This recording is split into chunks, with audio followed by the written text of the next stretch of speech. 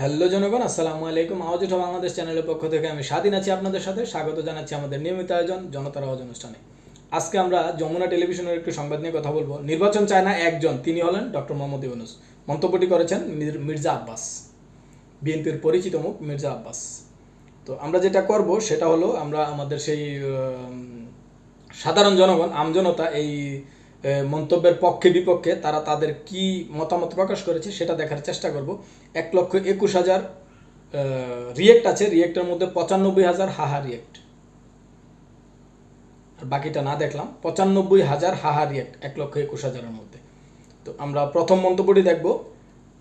নিলয় মোহাম্মদ হাসান লিখেছেন, এই একজনের পিছনে আছে লক্ষ জনতা। তিনি বলতে চেয়েছেন যে আপনি যে মন্তব্যটা করছেন, একমাত্র একজনই চাচ্ছে না যে নির্বাচনটা হোক, সেই একজনের পিছনে লক্ষ জনগণ আছে।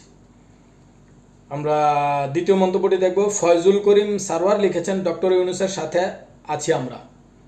তিনি বলেছেন যে ডক্টর ইউনূস যদি নির্বাচন না চায় তাহলে আমরাও তার সাথেই আছি। আব্দুর রহমান লিখেছেন, তোমাদের জন্য আওয়ামী লীগই ঠিক ছিল।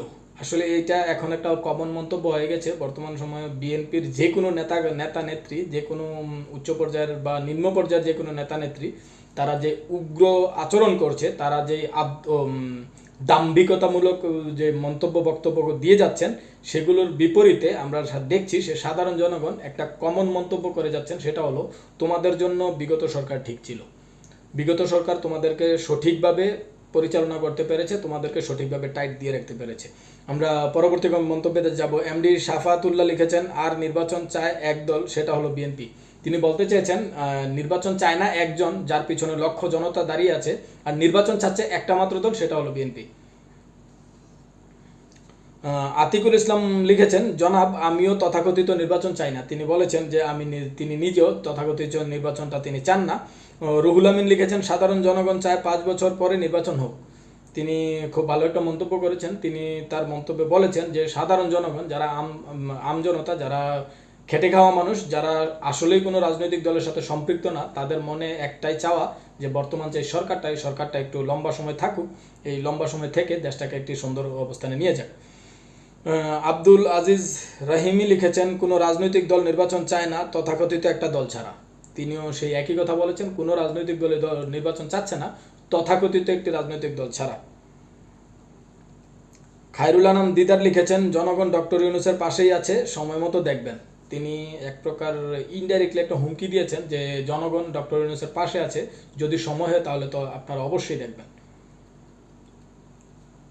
নাজমুল ইসলাম লিখেছেন, ইউনূস মানেই জনগণ, আর জনগণের সরকার মানেই ইউনূস সরকার। তিনি বলেছেন যে তিনি যে বক্তব্যটা দিয়েছেন যে একমাত্র ইউনূসই নির্বাচন চায় না, তিনি এখানে বলেছেন ইউনূস মানেই সাধারণ জনগণ, আর সাধারণ জনগণ মানেই হলো ইউনূস সরকার।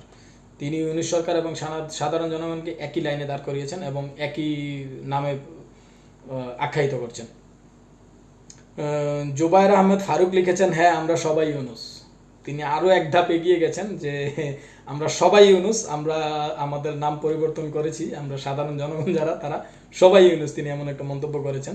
মোহাম্মদ আহসান লিখেছেন, জনগণের আশা আকাঙ্ক্ষার উপলব্ধি করতে বিএনপি ব্যর্থ।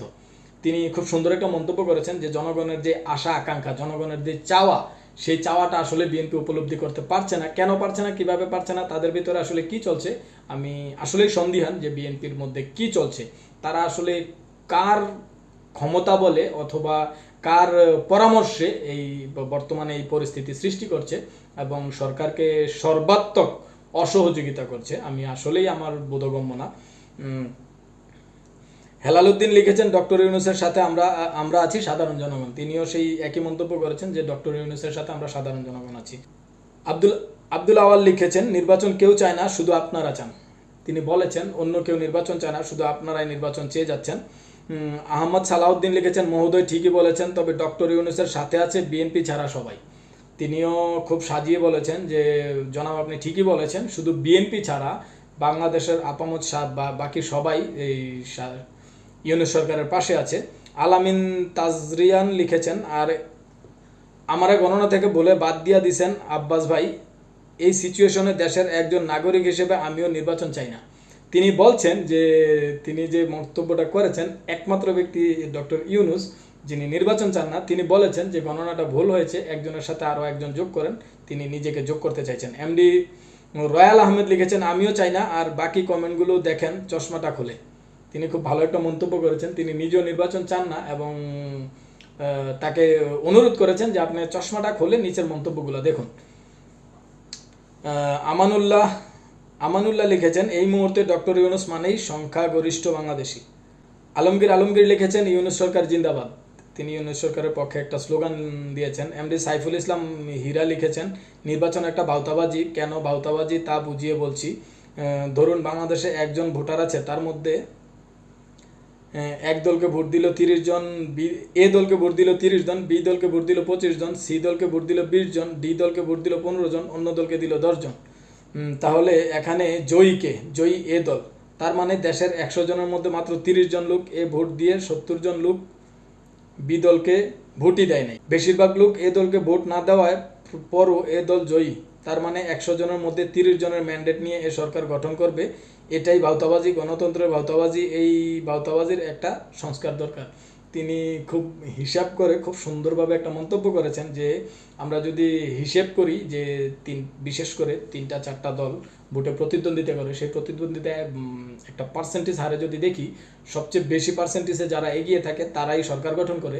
কিন্তু পার্সেন্টেজে যদি 35 বা 40, নট মোর দেন 40% যদি 40% যদি ভোট পায়, তাহলে বাকি 60% কিন্তু অন্যান্য দলকে ভোট দিয়েছে। তার মানে যে সরকারটা গঠন হচ্ছে সেটা কিন্তু 40% ম্যান্ডেট নিচ্ছে, বাকি 60% ম্যান্ডেট কিন্তু তারা পাচ্ছে না। তিনি খুব সুন্দর একটা মন্তব্য করেছেন। এমডি রাকিব সর্দার লিখেছেন এই একজনের সাথেই আছে একটা দেশ, আর সেটাই হচ্ছে বাংলাদেশ, ইউনূস সরকার জিন্দাবাদ। তিনি বলছেন এই একজন, যিনি ডক্টর মোহাম্মদ ইউনূস, তার সাথে গোটা দেশ দাঁড়িয়ে আছে এবং সেই দেশটা হলো বাংলাদেশ। নির্বাচন চায় না এদেশের 90% জনগণ, এমডি শাহিন খান। এমডি আলিম লিখেছেন খোঁজ নিয়ে দেখলে বুঝবেন নির্বাচন চায় না বাংলাদেশের সাধারণ মানুষ। তিনিও বলছেন যে খোঁজ নিয়ে দেখুন।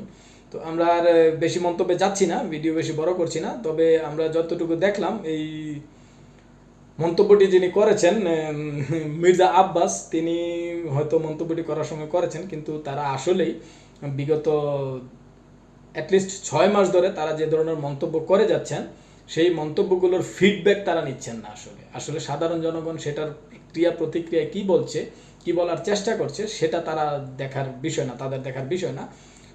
তো ওই রকম একটা অবস্থা। কিন্তু তারা আসলে আমার মনে হয় তারা যদি রাজনৈতিক দল হিসাবে সাস্টেনেবল থাকতে চায়, তারা রাজনৈতিক দল হিসেবে যদি টিকে থাকতে চায় বাংলাদেশের মতো জায়গায়, তাহলে তাদেরকে অবশ্যই জনগণকে প্রাধান্য দিতে হবে, জনগণের মতামতকে প্রাধান্য দিতে হবে এবং জনগণের ক্রিয়া প্রতিক্রিয়া নিয়ে তারা অবশ্যই বিচার বিশ্লেষণ করা জরুরি বলে আমি মনে করি। ধন্যবাদ সবাইকে। আসসালামু আলাইকুম।